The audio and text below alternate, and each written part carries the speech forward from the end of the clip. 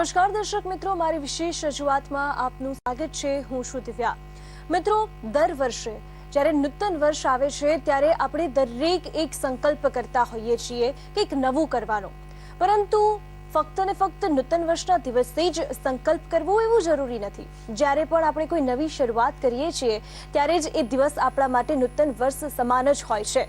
અને એટલા જ માટે દેશમાં ખ્યાતનામ એવા journal of association of physician of ઇન્ડિયાના રિસર્ચ પેપરમાં ટાઈપ 2 ડાયાબિટીસને સંપૂર્ણપણે મુક્ત કરવાનો અને પણ 90 દિવસમાં મુક્ત કરવાનો એક રિપોર્ટ સામે આવ્યો છે। અને જ્યારથી દર્દીઓને આ રિપોર્ટની જાણ થઈ છે કે 90 દિવસમાં ડાયાબિટીસથી મુક્ત થઈ શકાય છે, ત્યારથી તમામ દર્દીઓએ પણ નિર્ધાર કર્યો છે ડાયાબિટીસથી મુક્ત થવાનો। અને ખરેખરમાં અનેક દર્દીઓએ આ સંકલ્પ કરીને ડાયાબિટીસથી મુક્ત પણ થયા છે। ત્યારે આ સંકલ્પ વાસ્તવિક જીવનમાં તમે પણ લઈ શકો છો અને કઈ રીતે આ સંકલ્પની હેઠળ તમે ડાયાબિટીસથી મુક્ત થઈ શકો છો તેના વિશે જ આજે ચર્ચા કરીશું। અને આ જ મુદ્દે ચર્ચા કરવા માટે આપણી સાથે જોડાયા છે માધવબાગના સુરત ક્લિનિકના નિષ્ણાંત ડોક્ટર સંજય સાળી। તો ચાલો આજે આપણે આ જ મુદ્દે ચર્ચા કરીશું। ડોક્ટર સંજય, આપનું સ્વાગત છે અમારી સાથે જોડાયા। નમસ્કાર।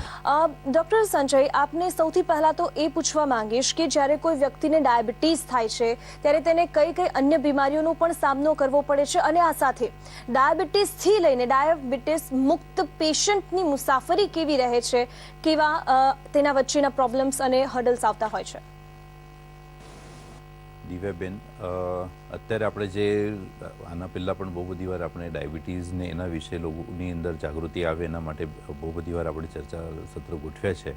અને અત્યારે એક નવા જ વિચાર સાથે, એક નવા રિપોર્ટ સાથે આપણે સામે આવવાનો પ્રયત્ન કરીએ છીએ, જેની અંદર અત્યારે તમે જે વાત કરી કે general of physician of India જે છે, જેપી કરીને જે ઓળખાય છે, જે ફિઝિશિયન જે ઇન્ડિયાના છે એમની સર્વોચ્ચ સંસ્થા છે, એસોસિએશન છે, જે ફિઝિશિયન લોકો પોતાની રોજેરોજની દૈનંદિન ઓપીડીની અંદર, ચિકિત્સા પદ્ધતિની અંદર ટ્રીટમેન્ટ કરતી વખતે નવા પેશન્ટ જોતા હોય છે। એ દરમિયાન એમને કંઈક નવું લાગતું હોય છે અથવા તો ટ્રીટમેન્ટની અંદર કંઈક નવી વસ્તુઓ એ આઈડેન્ટિફાય કરતા હોય છે। તો એવા જે રિસર્ચ છે, એવા રિસર્ચ એ જર્નલની અંદર, જેપીના જર્નલની અંદર પબ્લિશ થતા હોય છે।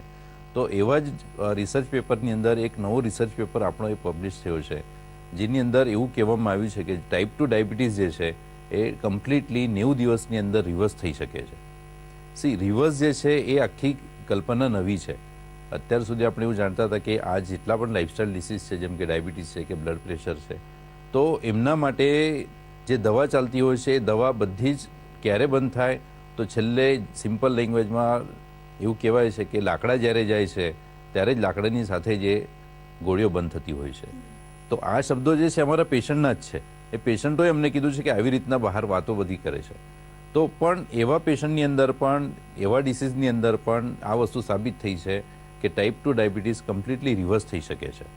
તો આ વિશે જ્યારે આપણે વાત કરીએ છીએ, આ વસ્તુ જ્યારે ફિઝિશિયન અને બધી જ દુનિયા અત્યારે સ્વીકારવા માંડી છે કે ડાયાબિટીસ ટાઈપ 2 જે છે એ કમ્પ્લીટલી રિવર્સ થઈ શકે છે, તો એવા ડિસીઝની અંદર જ્યારે આપણે જોઈએ છીએ તો પરિણામો કયા કયા થતા હોય છે, તો આપણે પરિણામોને અલગ અલગ કેટેગરીમાં વિભાજિત કરવાનો પ્રયત્ન કરીએ તો બહુ બધા પરિણામો ડાયાબિટીસના પેશન્ટ ભોગવતા હોય છે। એમાંથી સૌથી વધારે પરિણામ એટલે સામાજિક દ્રષ્ટિએ સૌથી ખરાબ પરિણામ એ લોકો ભોગવતા હોય છે। અત્યાર સુધી આપણે ખાલી એટલું જ જાણીએ છીએ કે ડાયાબિટીસના લીધે શરીરના અંગો ખરાબ થાય છે, પણ અંગો તો ખરાબ થાય જ થાય છે, સાથે સાથે પેશન્ટ સામાજિક દ્રષ્ટિએ જે લોકોની સાથે વ્યવહાર કરે છે ત્યાં એને બહુ જ બધી અડચણો ઊભી થતી હોય છે, કેમ કે આજુબાજુવાળા બધા જ જાણતા હોય છે કે આ પેશન્ટને ડાયાબિટીસ છે। એટલે અમુક વાર કોઈ લોકો કન્સર્ન હોવાના હિસાબે, દિલાસો આપવાના હિસાબે પેશન્ટ પાસે જતા હોય છે અને એમને કહેવામાં આવે છે કે તમે આ નહીં ખાઓ, અરે તમારું ડાયાબિટીસ શું છે, કેટલા પ્રમાણમાં છે, વધારે છે, બહુ વધારે છે, અરે તમે તો સુકાઈ ચાલ્યા। એટલે આવા જે લોકોના રિવ્યૂ છે એ સાંભળીને પેશન્ટો ખરેખર હેરાન થઈ જતા હોય છે। એટલે સામાજિક દ્રષ્ટિએ બહુ બધી વાર અમે જોયા છે એવી રીતના પેશન્ટો સામાજિક ફંક્શનની અંદર જવાનું ટાળતા હોય છે કે ના, હું ત્યાં જઈશ એટલે 4 જણા મને કંઈક કહેશે। એમની ઈચ્છા નથી હોતી કે મારે કંઈ ખાવું જોઈએ, હું કંઈ ખાવા નથી માગતો, તોય બહાર ગયા પછી અમુક લોકો જાતે રહીને એમને જ કહેતા હોય છે કે ના, તમારે તો ખાવું જોઈએ, તમારે તો બધું જ ખાવું જોઈએ, 200 સુધીની શુગર જે છે એ તો નોર્મલ કહેવાય છે। એટલે આવા બધા રિવ્યૂ સાંભળ્યા પછી સામાજિક દ્રષ્ટિએ પોતાને એકલો સમજવા માંડે છે, અને આ એકલાપણું એટલા હદે ડેવલપ થાય છે કે પેશન્ટ પોતાની જાતને ડિપ્રેશનનો શિકાર સમજીને ડિપ્રેશનની ગોળીઓ પણ ચાલુ થઈ જાય છે।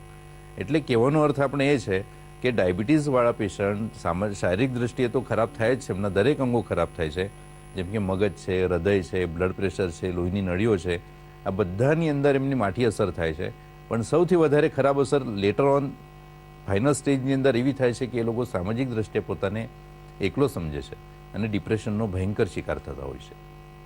દર્શક મિત્રો, માધવબાગમાં અત્યાર સુધીમાં 10,000થી પણ વધુ દર્દીઓ ડાયાબિટીસથી મુક્ત થયા છે અને માધવબાગ